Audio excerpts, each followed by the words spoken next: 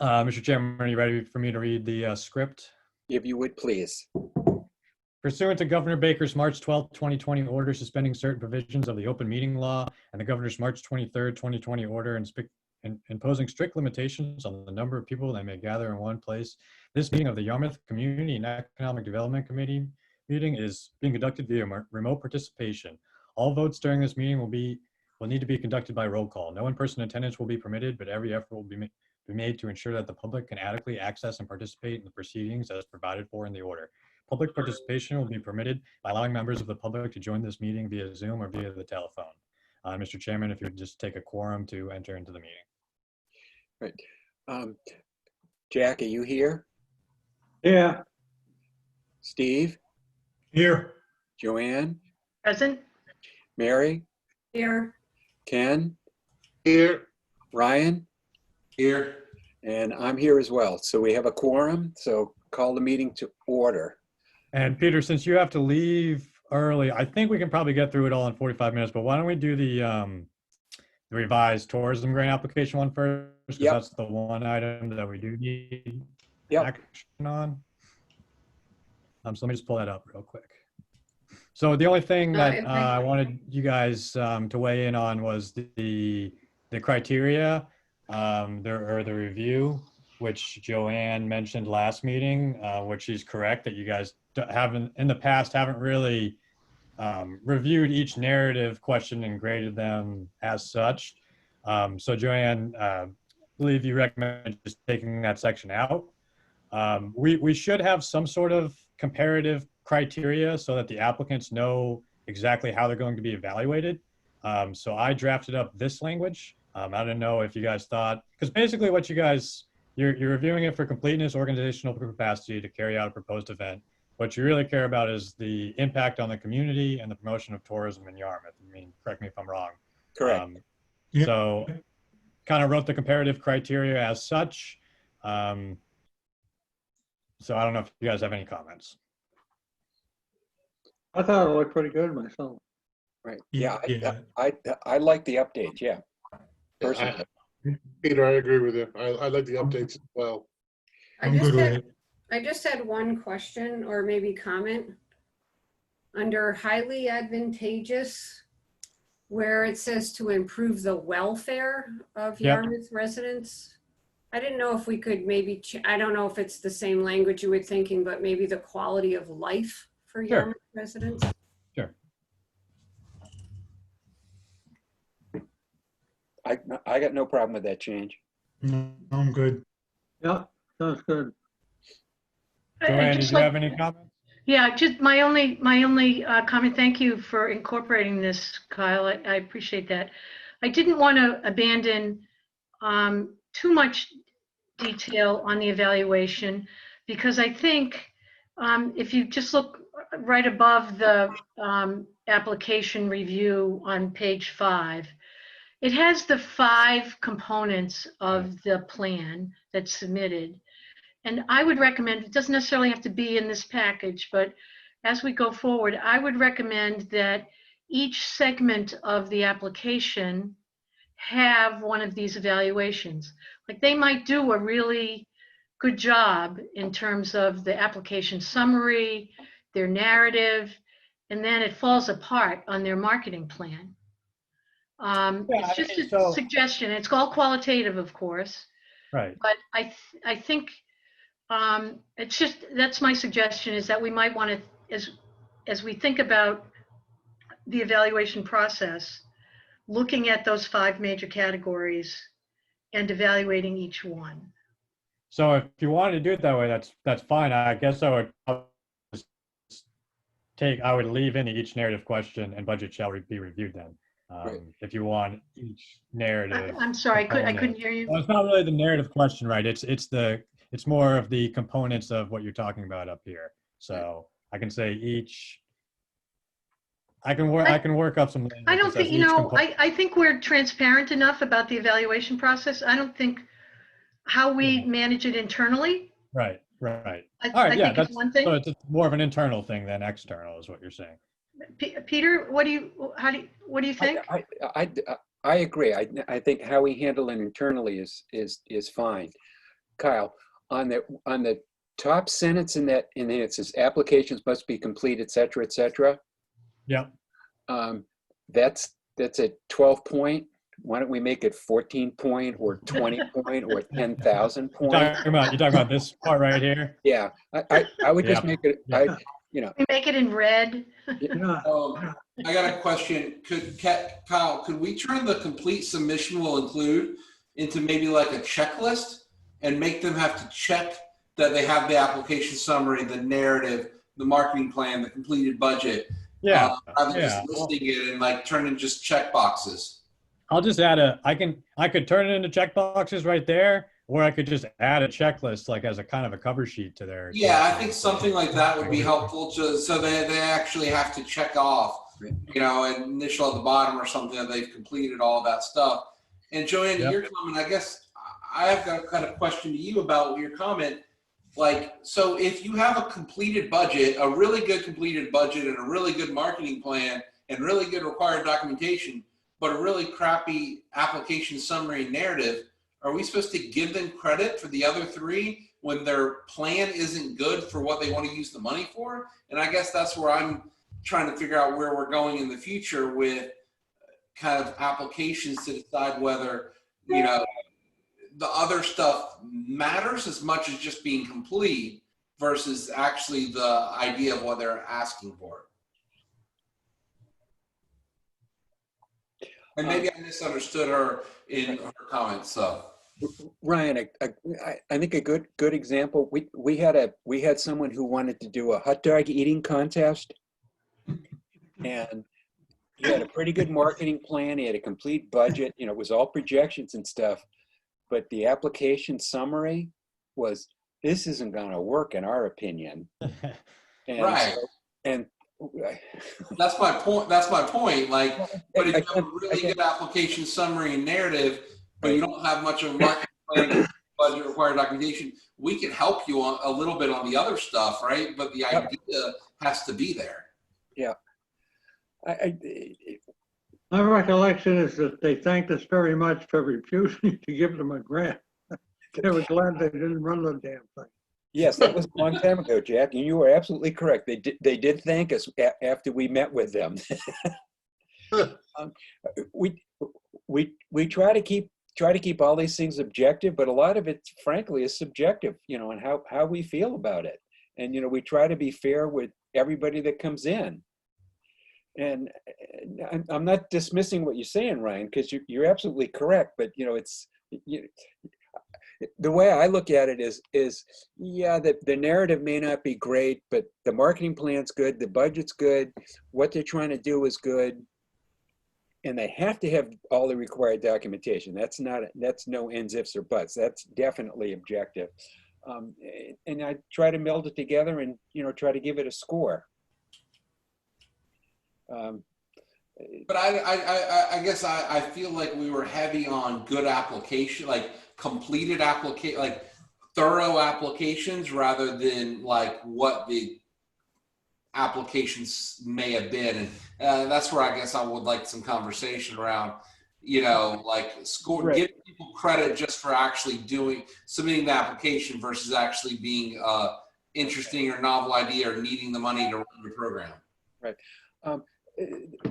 The St. Patrick's Day Parade, which I think is one of the best events that we hold in town, their applications for the last couple of years have been, can I use the word half-assed? Yeah. Their applications been incomplete. Their budgets don't match with their budgets from last year, and they're kind of pulling stuff out of the air. I think it's a great event, but it's not fair to Taylor Bray Farm, which gives us soup to nuts, and it's a very small grant, $1,500, $2,000 versus $15,000, $17,000 for the Irish Parade, and their application is incomplete.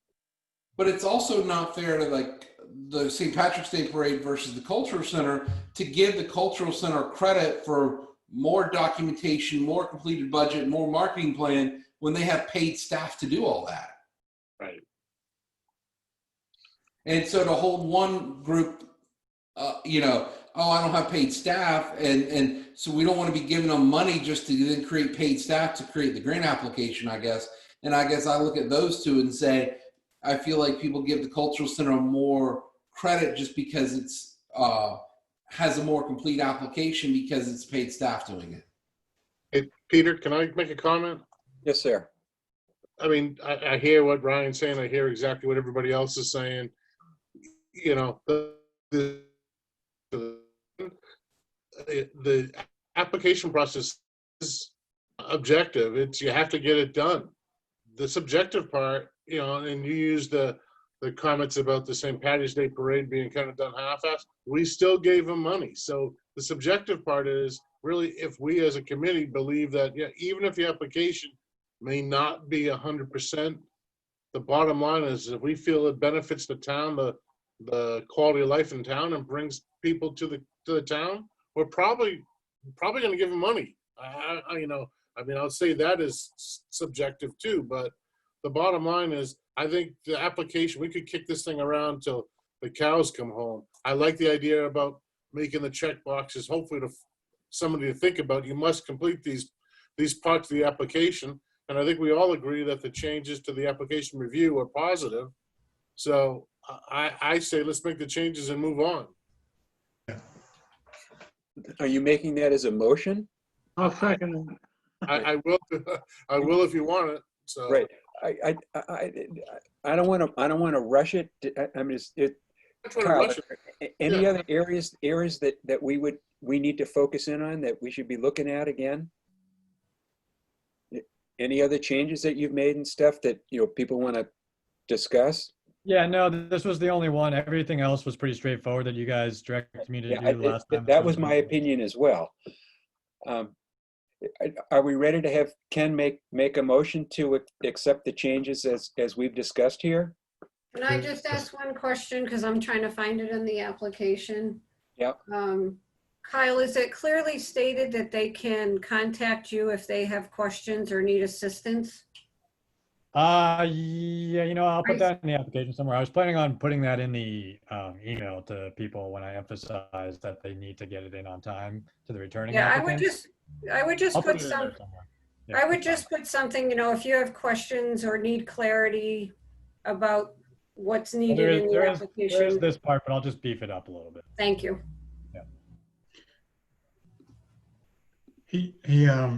Mel, I was gonna say, Kyle, could you scroll up 1 second? You know where it says right there, that's good. You know where it says complete submission will include, do we want to change will to must? Yeah, I think that's a simple I'll do change. that. That's a simple, yep. Good suggestion, Steve.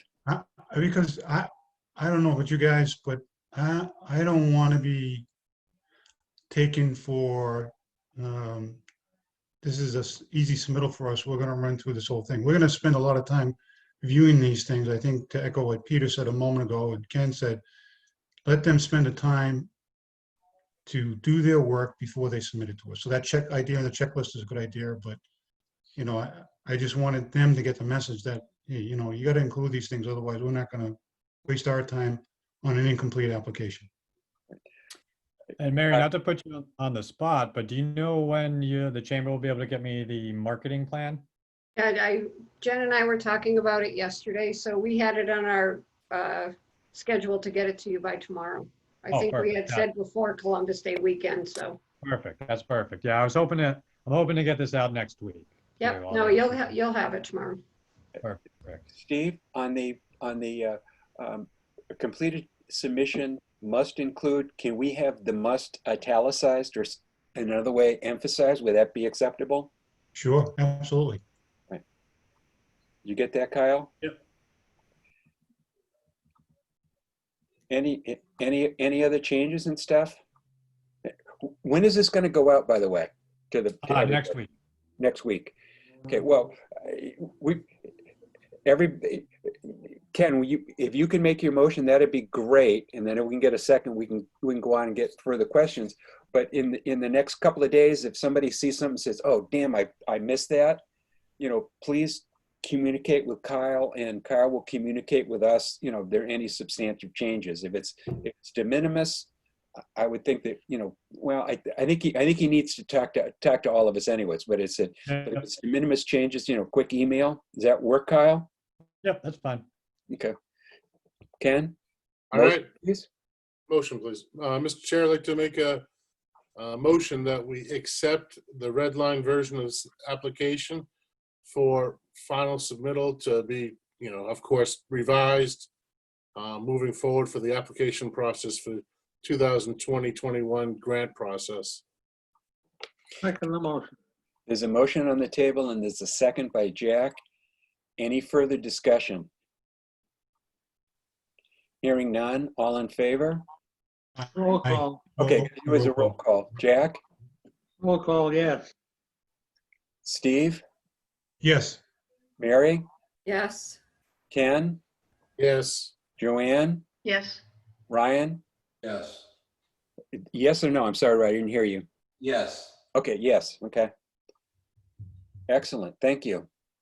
Peter, yourself. Oh, I'm in favor. Thank you. All right, yep, so that's the tourism grant item. Yep. So yeah, we'll get into the blight removal discussion now. Again, this is really just meant to be a introductory discussion, kind of a preliminary, get your guys' thoughts from a 10,000 feet standpoint kind of thing. Would you guys be interested in this sort of program?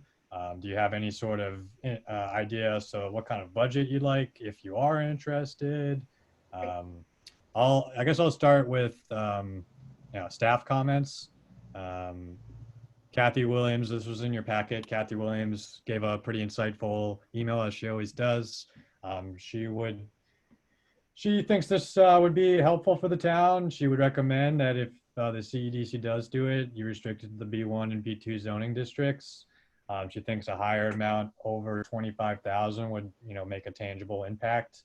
Would certainly need some sort of matching grant, something like 2 to 1 to get more improvements. And you could, maybe even specify that grants could only be used for this certain kind of things that we like to see in Yarmouth, like curb cut reduction, landscape buffers along roads, facade improvements, that kind of thing. It is important to note that the town does currently have a blight removal program, the CDBG one, which Mary Wagon discussed in her email.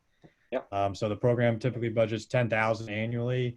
Funds are used to pay for disposal costs, and the reason they're paid for disposal cost and not for labor is because once you get into labor, you get into prevailing wages.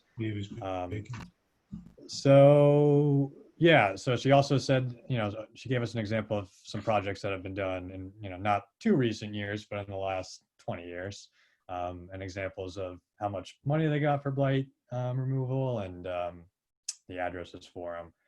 So I basically just wanted to kind of kick that off and see what you guys have to say. I included some information of other towns that, they're in like Missouri and Indiana, so they're not too close to us, but some interesting information about how they do their processes and how they do their applications.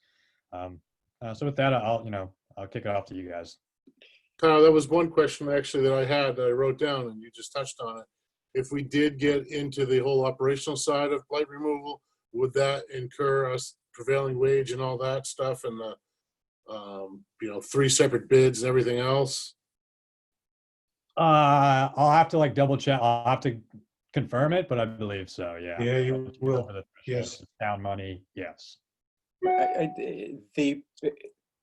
Kokomo, et cetera, they're all talking about you hand me a bill showing that the thing's been demoed and we give you the money. So we're paying for it and we're not paying for it. You guys could do it all different ways. You don't have to cut. I was just giving you some examples. You could structure. I thought. But a lot of what's been done has been on town property, though. That's the problem, right? I think so, Ryan. Well, and I wanted if to you're ask, doing it at Packett's Landing, Mill Creek Park, all that, and you're doing on town property, that's where you're talking about labor becomes prevailing wages. But they don't have to pay prevailing wages at the St. Patrick's Day Parade or at the Seaside Festival, and we're giving them grants to do stuff there. That's a good point, Ryan. Yeah, I know. Yeah, I'll have to look into that further.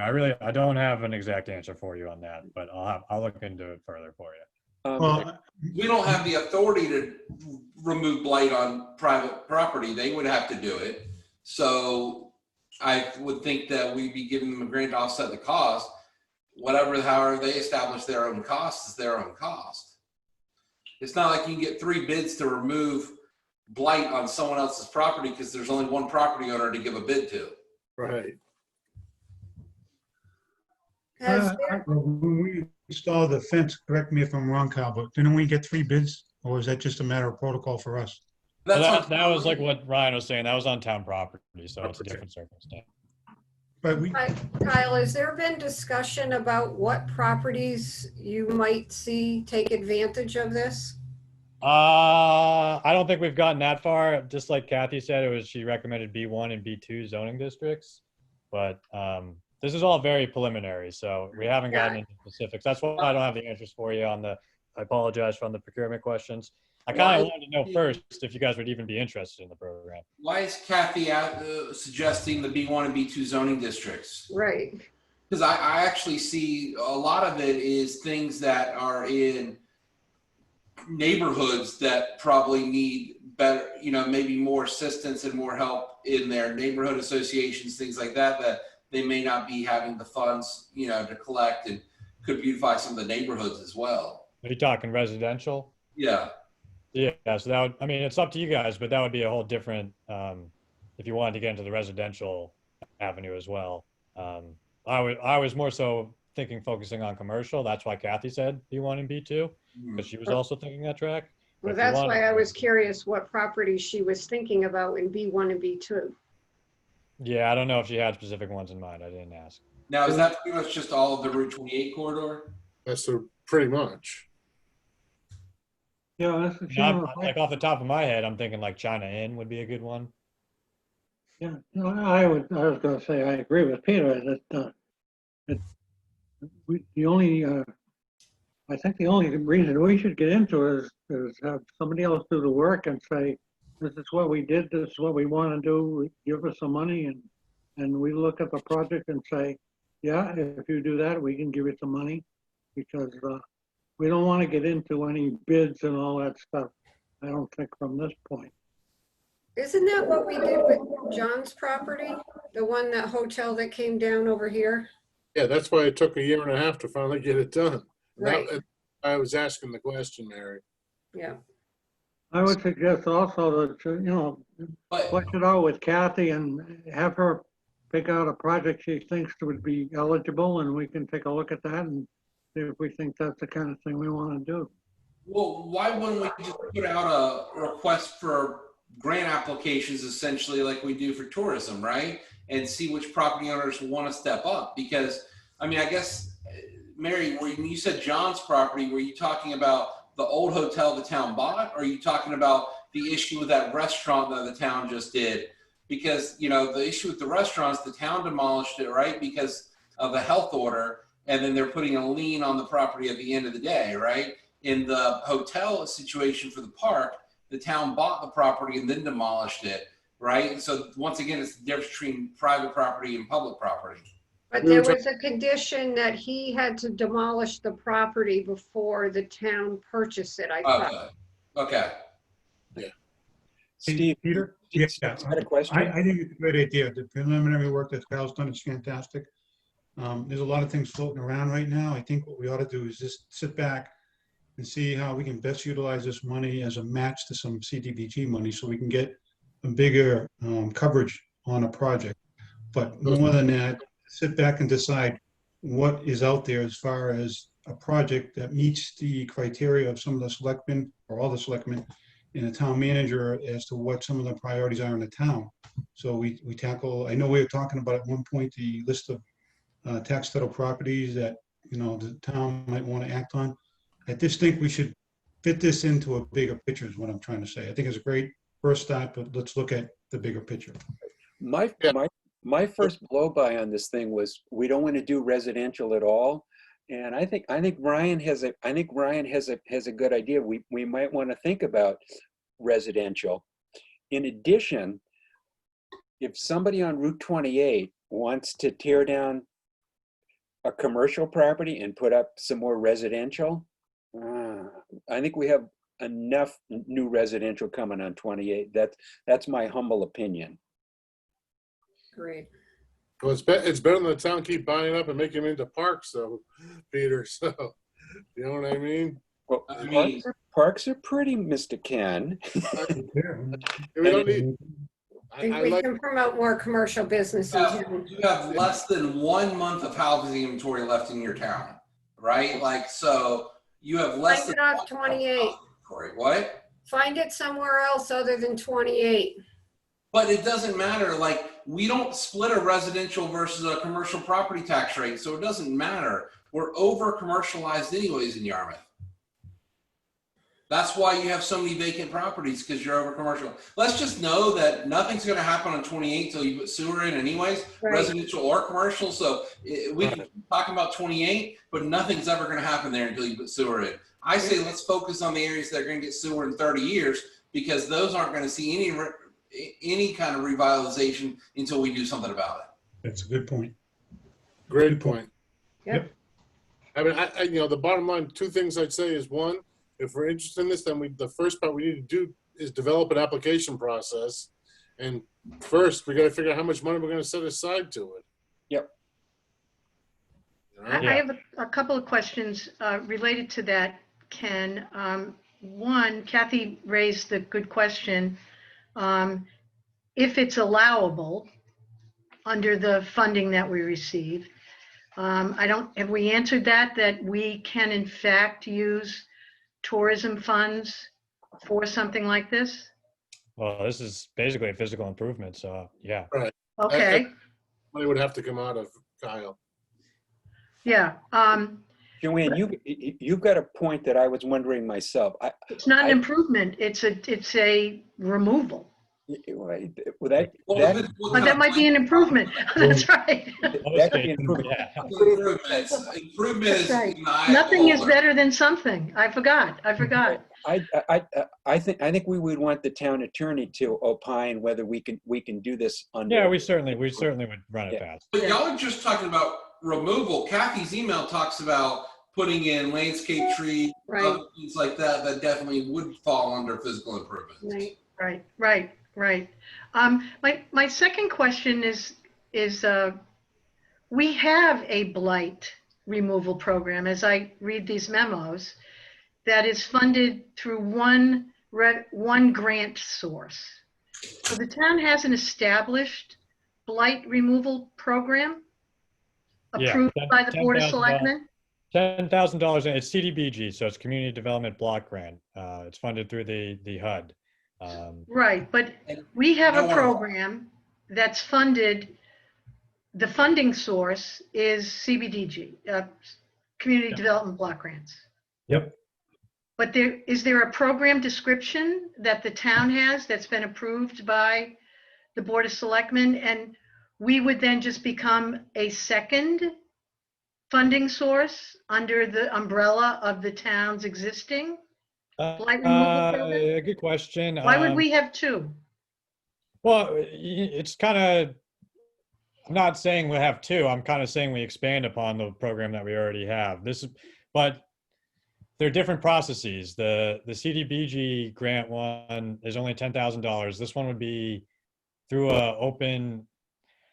Joanne, I don't have all the answers to these questions. This is a very preliminary discussion. I really don't have an answer to all these questions. Joanne, I think part of your answer lies in that the program that the town has probably isn't as successful as it could be because of the dollar amount that it has. So by us stepping in and throwing whatever we decide to throw into the mix, we probably would become part of that program, but we'd be able to dictate somewhat because of our participation in where we'd want those dollars to go. So instead of a $10,000 program, maybe it's a $35,000, $40,000 program, which would dictate a bigger project somewhere that would marry up with what the town needs to have done. Make sense? Yeah, exactly. It essentially would be a program that has multiple funding sources, which could then bear a project of a larger size. Correct. Be limited by that the 10 grand. I'm just suggesting that we learn more. I'd like to know more about what the program is now. It looks like it's been sort of dormant based on what Kyle has said. What the program description is, what the application is, how much of that do we just want to, replicate? Right. And if we have a program, let's not maybe create a whole new wheel when we don't need to. Ryan? Can we invite Mary to the next meeting, Kyle, to talk about it? Because like, does she get interest and then find out $10,000 cap and they walk away? Like, or has no one even stepped forward in the last 10 years? I don't think so. It's not. Yeah, I don't think she gets much interest because $10,000 doesn't do a whole lot of people. But what I'm saying is, do a lot of people come and then find out that it's $10,000 so they walk away, or they're not even reaching out to the town, so maybe there's not even a need or a desire, or maybe it's all in publicity as well, right? Like if All right, yeah. owners don't So know about it, then we'll certainly invite Mary in to get an exact answer. I would guess that the answer is the second one. People just don't reach out. That was also why I put in, I think it was the Kokomo one, because I was going to say, maybe instead of doing a new program, maybe we just need to boost up the promotion of the existing program. I wasn't trying to direct you guys anywhere. I kind of wanted to give you a menu of options and just let you know. I should have more answers for you than I do at the moment, but that's why it's just a preliminary discussion. Now I got 2 dogs all over me too. So I can just say that I talked to Mary earlier this week about another business grant program that she's managing right now. And I think that's one of the conversations we had was the outreach component, right? So that people really know what those HUD grants have. And I think a lot of businesses just don't know about them. So we were talking and brainstorming about how to get the message out to these business owners or property owners that we haven't done in the past, because I think some people just don't know about it. I knew nothing of it. Did you, Mary, before you talked to? I did, yeah. Mr. Chairman, if I could, Sorry, Jack? I think basically what Kyle wanted to know from us today was, do we think this would be a good idea? And I think from the conversation we're seeing, we all think that it's a good idea. And at this point in time, what we need is more information about the program in place, what we can do about joining it, or whether we should be separate or something like that. yeah, this is good. Yeah, this is what I need to know. Jack, Thank you, Jack. Right. Yep. Hey, Kyle, Yep. this is a corollary to this. I'm a chair of another committee in the town that you're probably not even aware of, which was, we put together a program, I don't know, 10, 12 years ago, that we would fund some pre-development costs. And we had one applicant, which frankly we turned down because his application was at best incomplete, and it was I can't remember the name of the committee, to be absolutely honest. We met probably 4 or 5 times. We put together the program. We had one applicant, and we turned him down. But I think I've been on a committee like that. what? I think I've been on a committee like that. Well, it's a very highly paid position, Jack. I just thought I'd point that out to you. Right. They're gonna double our pay next year, right? Exactly. So guys, this kind of reminds me of this thing that I've followed for a couple of years and have been engaged in and really like to talk to some people about is Better Block. And it comes in and basically you transform an area of a town through blight removal, beautification, and show what that area could be in redevelopment. And you kind of do that as a week-long thing. And but at the same time, you're doing the beautification and the blight removal as part of the event. And so it's actually kind of cool that way. I've actually talked to a couple of communities, Ryan, that did that through your program. It's pretty impressive. Yeah. And Ryan, the name of that again? outside money that could come in and help on top of it, like at the Realtors Association through the National Association, we have money set aside nationally just for Better Block programs. Better block. Yeah, it's really interesting. Betterblock.org. I just could never find the location in Yarmouth where we could do that. Yeah, I haven't thought about it either, but if you're talking about blight removal, you might end up identifying that area. Yep, agreed. The strip mall right by Bridge Street on 28. Which one? By Bridge Street? Where's Bridge Yeah. Street? That would be called Route 28, and it goes over this bridge called the Bass River Bridge. That's Bridge Street. It's from the, the street is actually from the intersection, Four Corners, You're talking about to Yeah. the bridge. Yeah, actually heading east and Yeah. also heading west. Yeah. There used to be an antique, art show, art.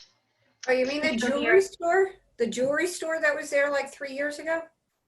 Yep, and it's an antique structure. I don't know if it has any historic designation or not, but Yeah, it's on the south side of Route 28, aka Bridge Street, right there. yep. And if you go a little bit further west, across the street from the Vietnamese restaurant, that strip mall right there could be considered blighted in some respects. And one of the very first things that this committee did 1,000 years ago was talk about redevelopment of that site. Some of the owners here wanted to redevelop that site. The neighbors went berserk. You're talking about where Ace Hardware and Yes, yep, Cumberland exactly. Farms and now the empty Yep. Fast food restaurant, yeah. Correct. Yeah, and the owner, again, this goes back a long time ago, the owner of the property wanted to do some redevelopment, and then there was going to be some redevelopment back in the parking lot where the fish market used to be.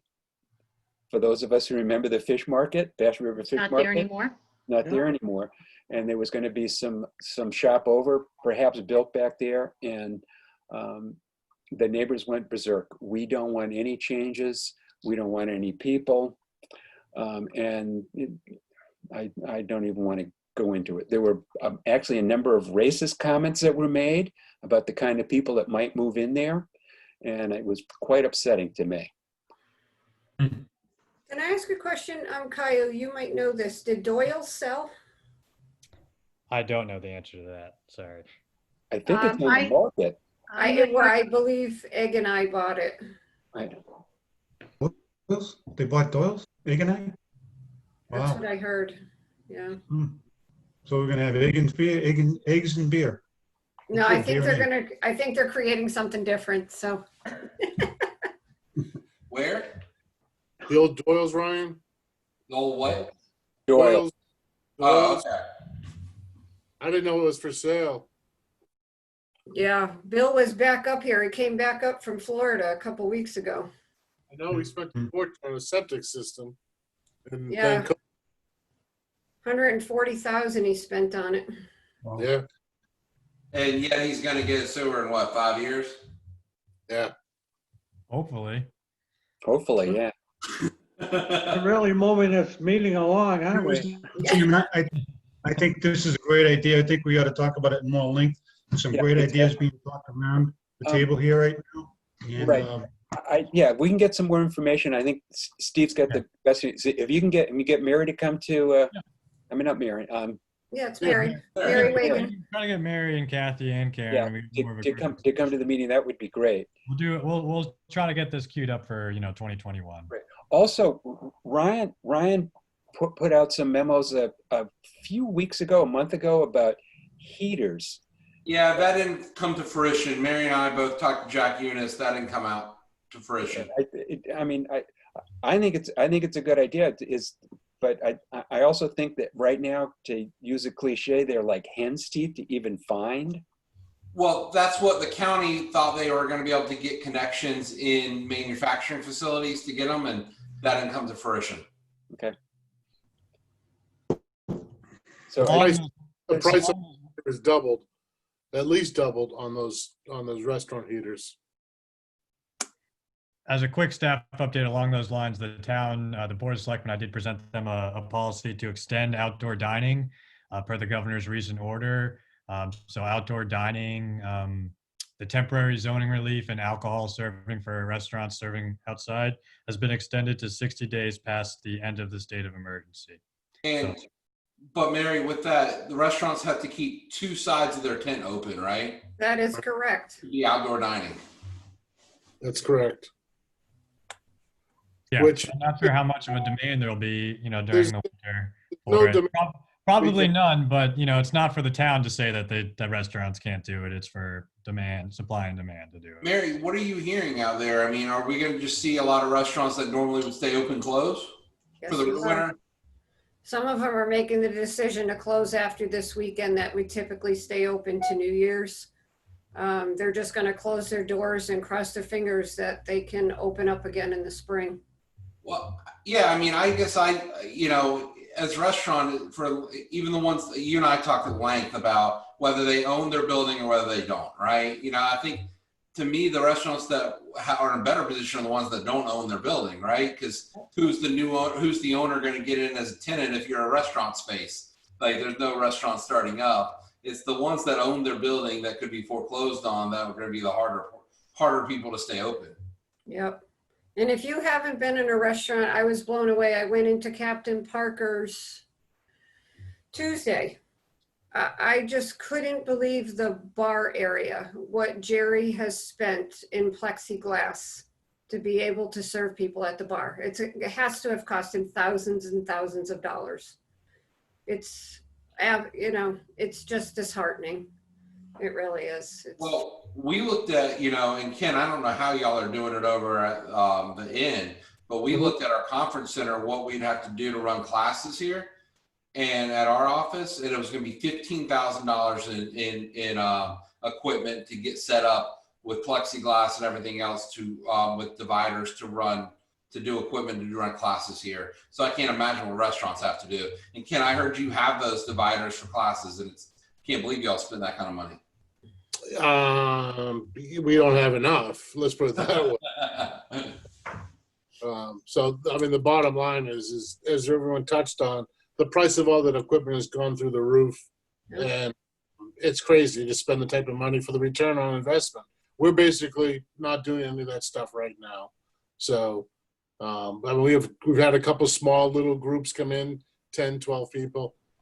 That's really more convenient stuff. They're not making any money off of it. Let's put it that way. So it's going to be a long, cold winter. It really is. So the other factor that we've been watching here at the visitor center, I'll tell you, Monday alone, we had 83 people in here, which is unheard of for this time of year. A lot of them, what we're finding, are people that have moved here, right? They're either working from home, they've moved their kids from like Framingham, Newton, and the shocking thing is they're going to see what the Cape really looks like on the winter. And because they think Cape Cod stays open year round. And let me tell you, I think they're in for a surprise. But it'll be really interesting to see how those people weather through the winter here. And especially seeing more restaurants and things close down more than usual, if they'll actually stay here. Because I was hoping we would see a little bit of an uptick in some of our restaurants over the winter because we'd have more people here. And I don't even know how we track that, but the number of people that have moved here year round now is very interesting. I wish there was a way we could track it. Kyle and everybody, I apologize. I have to zip off. Peter, thank you.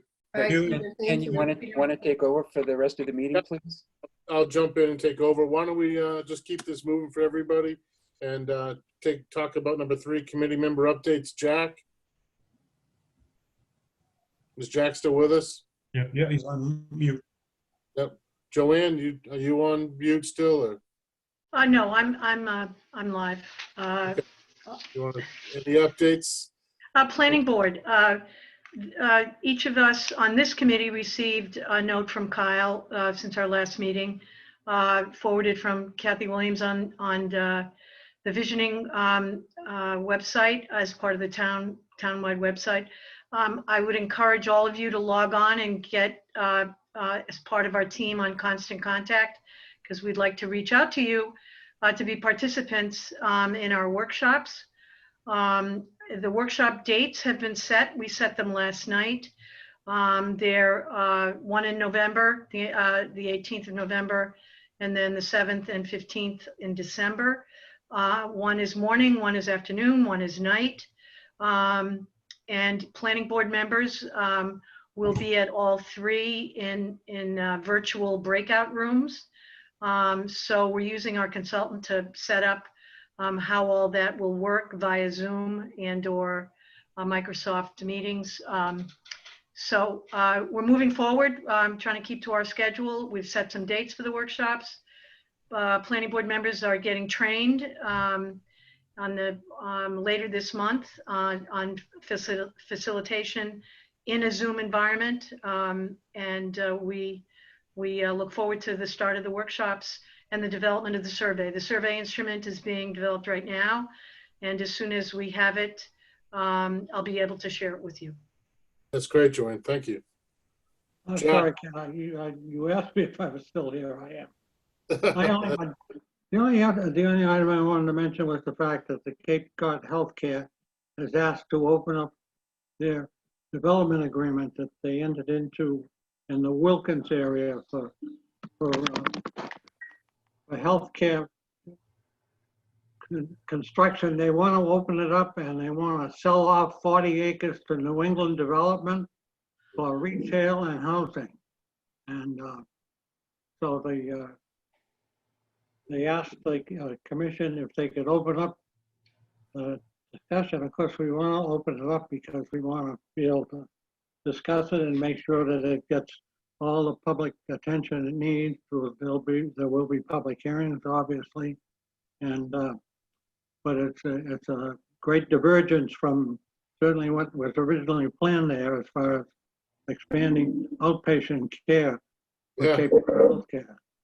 So there was a lot of discussion, and of course, some of the commissioners didn't think that we should entertain it at all. But of course, we have to do something. I mean, there's nothing that the commission can do that can guarantee that in ad infinitum that will be used for health care. At any rate, the vote to open the discussion on the development agreement just passed by 10 to 5. So Okay. that was kind of interesting. Great. Hey, Ryan, do you want to just update the committee on what's going on in the real estate world? Yeah, that's what I was gonna do. So as you probably have heard, the real estate market has been absolutely crazy, and I was just pulling up the town stats for you guys to kind of see, and I can share some links out afterwards or something, but as well. But you know, it looks like we kind of peaked in Yarmouth in June for pending sales, and then obviously in July for closed sales, as it takes a while for that to close. But I mean, it's still really hot. And when I say that, like, it's still, even for Yarmouth, it's closed sales are in September, we're still up 40, 60, 70% from last year. But inventory is really low. And that's what I was going to highlight with you guys. So you're down to actually at the end of September, you were down to only,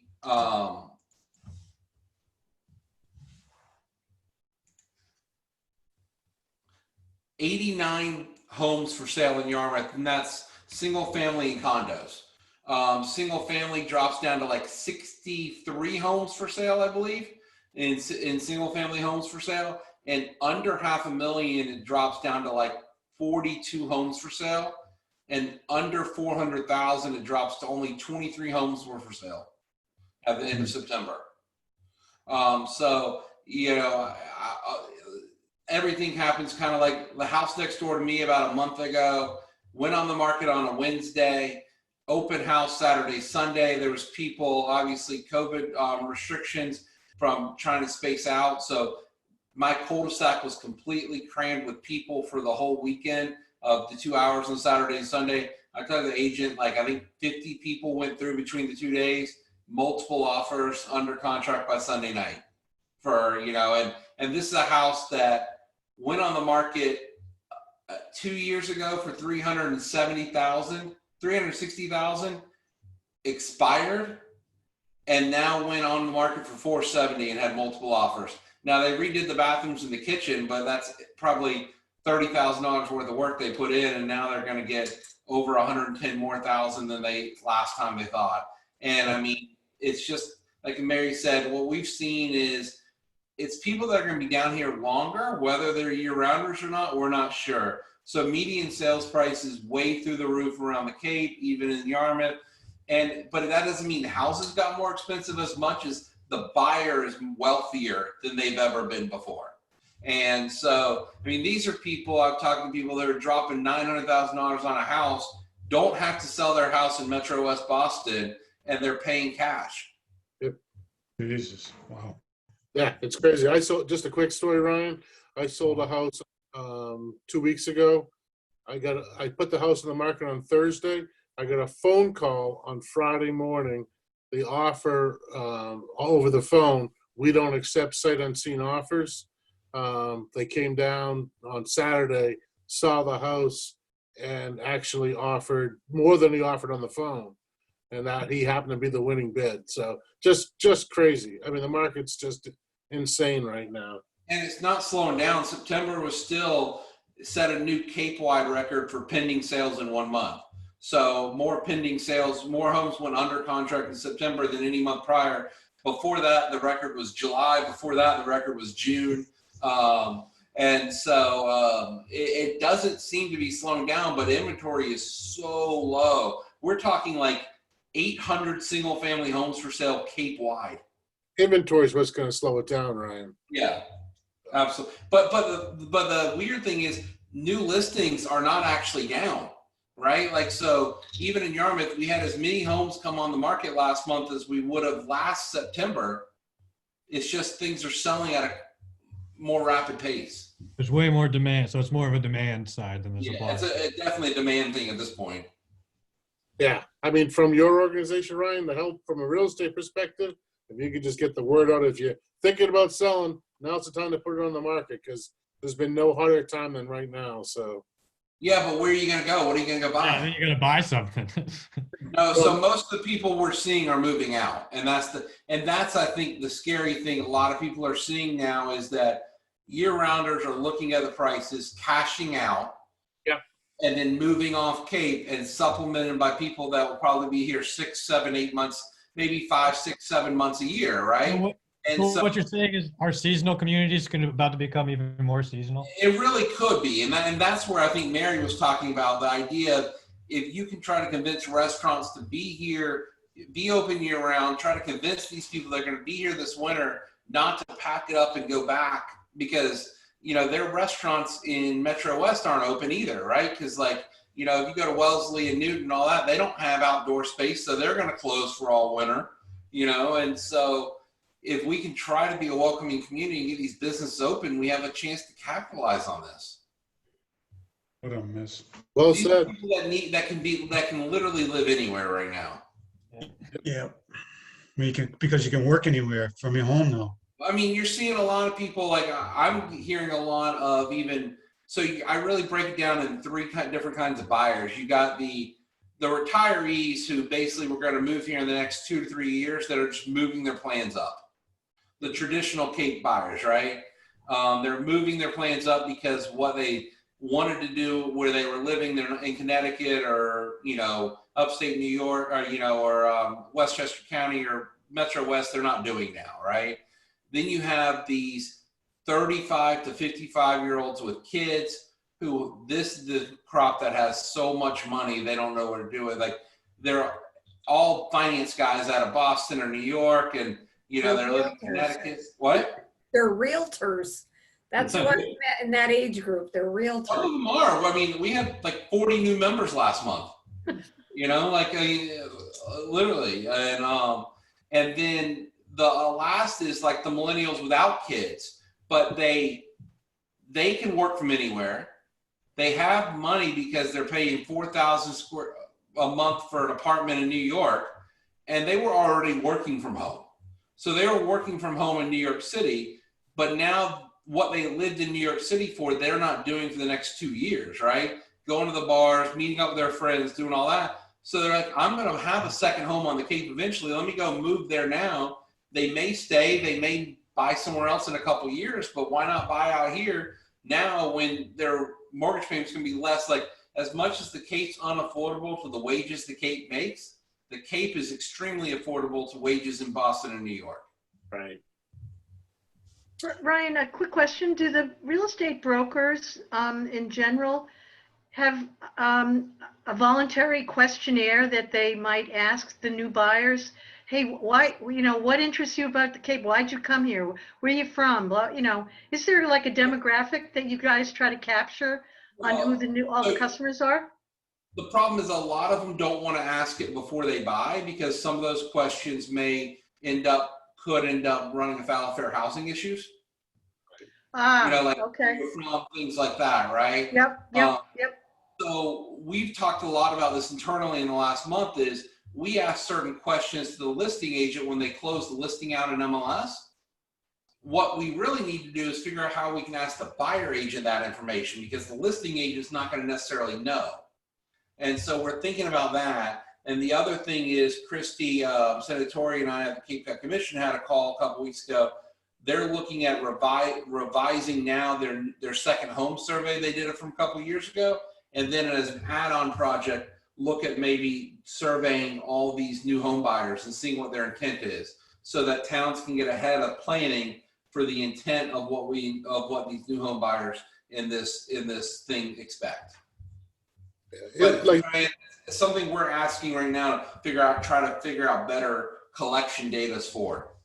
You did touch on it, Ryan. The buyer's agent is the one to, at least right now anyways, to get that information from. They know what the person's looking for and the reasons why. Yeah. So yeah, but how do I get them to fill it out? If I send them an email survey after they close out a sale as the buyer's agent, likely they won't open it. Right. In the MLS, the listing agent has to fill out the stuff I ask them for, because they can't close the listing without it. Yep, no, I get it. I've been there, Ryan, so I get it. Okay, thank you, Ryan. Yeah. Can I just give a quick update on what the Chamber's doing in the next couple of weeks? Yeah, that's great. So we have our Yarmouth Halloween Spooktacular happening at the drive-in, and our tickets went on sale yesterday, and we have 225 sites that we can sell, and we have 98 left as of right now. Fantastic, man. So what is it? So we're partnering with Yarmouth Recreation, the Chamber, and the Yarmouth Drive-In, and you register your car for $15. When you come into the drive-in site, every child in your car will get an activity bag so that they can stay busy. They go into their pod. Hopefully your kids would come in costume. We'll have staff from the Yarmouth Drive-In that will have cameras getting all of the kids in their costumes up on the huge screens. We're going to have a live family children's band. I think it's called Toe Jam Puppet Band. They're supposed to be really well known on the Cape for the families. So do you get out of your car? I couldn't quite understand what happens when you get there.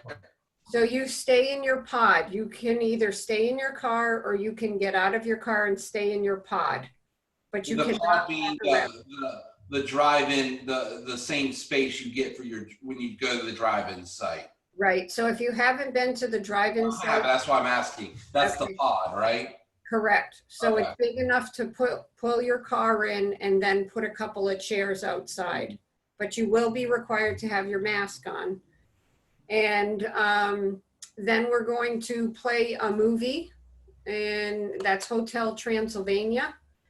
And then we have about 40 to 50 volunteers that are adults dressed in costume. And we have 22,000 pieces of candy that were delivered last week that we will be delivering to the kids.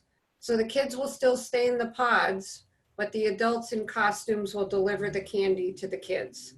And how do I buy tickets? Go to yarmouthcapecod.com, click on the Halloween Spooktacular and you can register right there. Okay. Good stuff.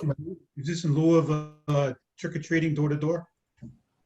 So the governor's not going to cancel it. He's left it up to each community what they want to do. But when I talked to Bruce the other day, they don't plan on canceling it in Yarmouth. But we wanted kids to, you know, parents to feel safe. Yeah, good for you. So, Good job. I think it's, Mary, I think it's awesome. well, that's part of our contract because COVID money, you know, COVID just kind of changed the whole marketing contract this year. So Jen and I have been meeting with Kyle and Karen, and they've been very supportive. What type do you have at the chamber, Mary? What's that? What type of candy do you have at the chamber? Everything you could imagine. We had one little 4-year-old girl that came in the visitor center yesterday, and I accidentally left the door open where all the candy's stored, and she was like a bullet in that room. Her mother chased right after her. It was so cute. And, you know, all the activities, coloring books and crayons and, you know, just fun Halloween little things that kids will love, you know, so we're really excited. And we've been notified we can't do the stroll this year. So we're already planning on an outdoor event, hopefully at Flax Pond, where families would pre-register. So we're working on that right now too. Oh, great. Good. Mary and or Steve, is there any update on the drive? No, I know we just talked about the drive-in, but you know, drive-in utilization. I know both of you have been working together hand in hand on that. So I don't know if Mary? Steve is, but. No, Mary, I was going to ask the same thing, Ken. I was going to ask about that and maybe Kyle would have an update for us on the town common too. okay. Kyle might even have a better update on the drive-in. I mean, I've been working with Adam. I was on the phone with him today. I think he would love to try to get his agreement with the town extended into next year. Yeah. But I'm not sure what the town's perspective is on that. Okay. Kyle, any update? Yeah, so are you looking for an update on like the Fifth Element or the? Well, both actually. Why Yeah, don't so you go- Fifth Element, there's no update because, you know, borders are still closed.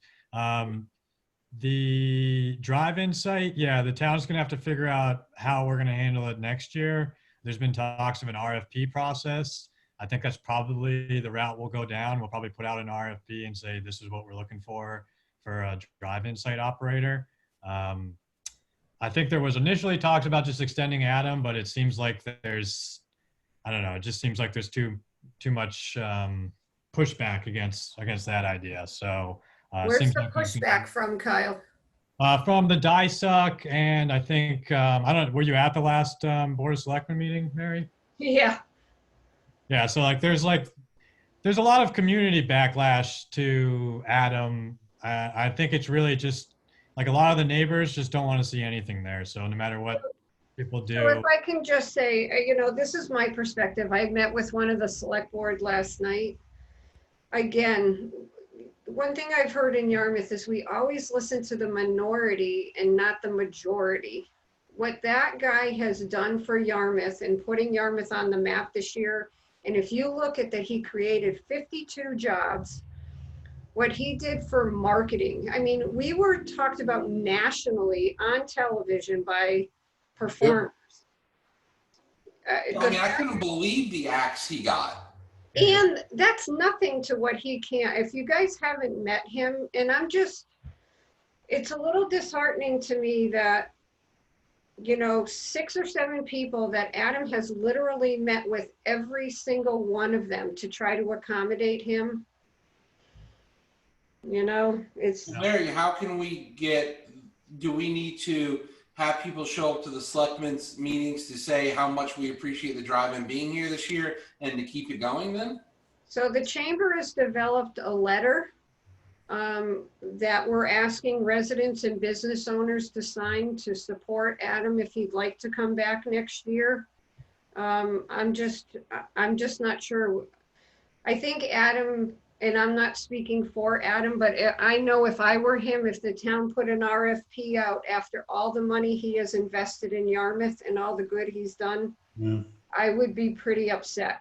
Yeah. How you get Does it- around with those public properties? Does Adam want to come back, Mary? Do you know? If He, I does, forget, he would love to come back. And he has been so successful in Yarmouth. He has already launched, he has been asked by communities in Texas and South Carolina, and he's already opened them because of what he's done in Yarmouth. Yeah. Like I look at this, and like look at this compared to the concerts and the other stuff that and Papalooza and some of this other stuff that's come, right? Like I missed a couple meetings, but we didn't give him any tourism money for this, right?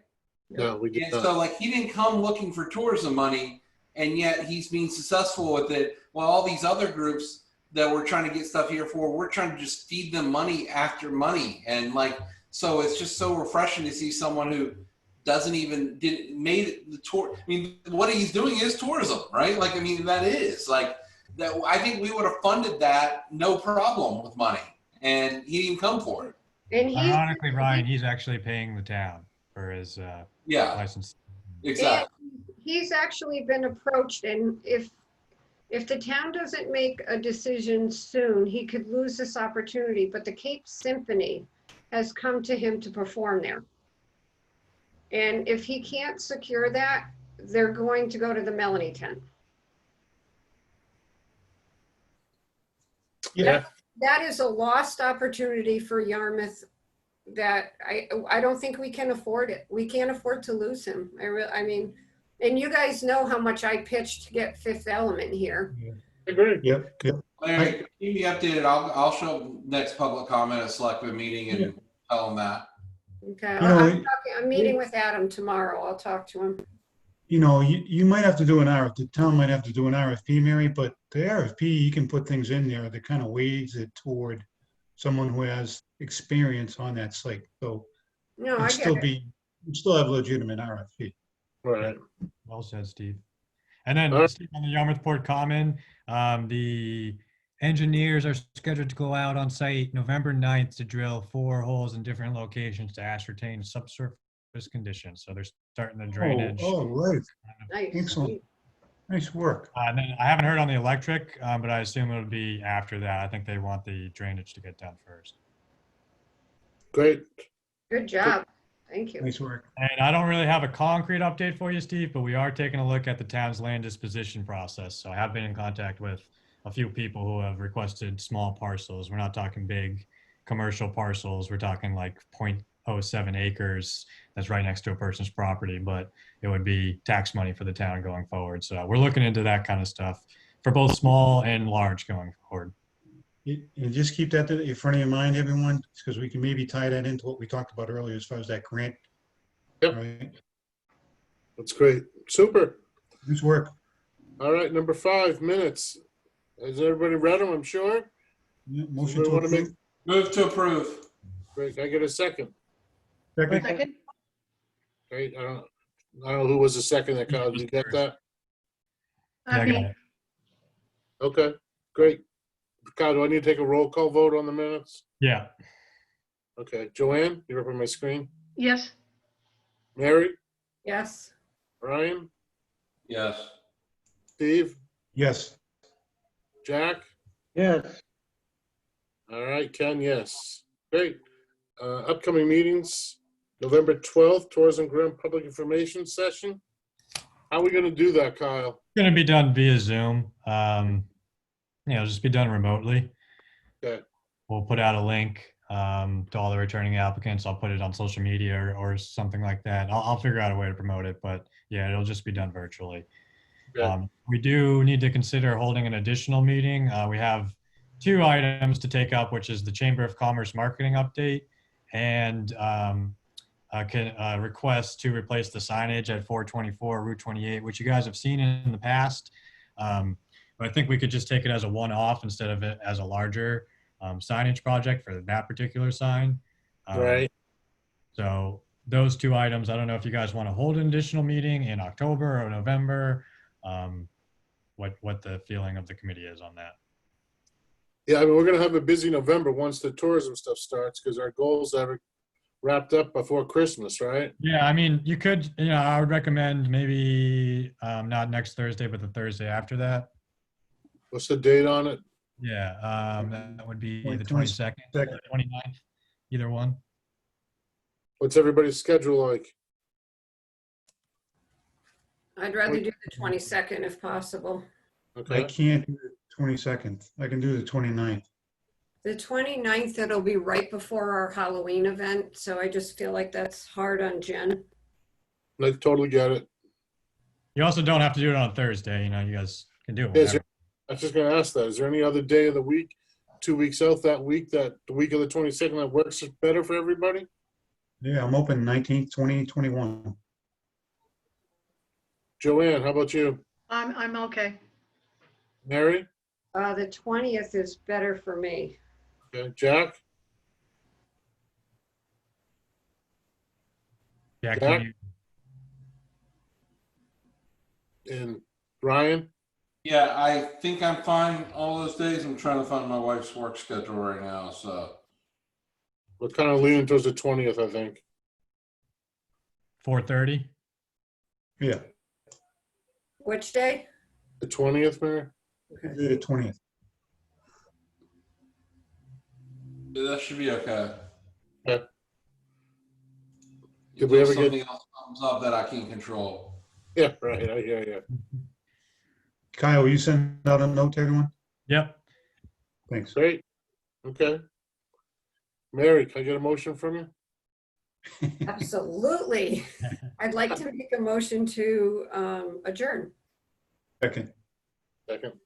All in favor? Just say aye. Aye. Aye. All right, Kyle, thank you so much.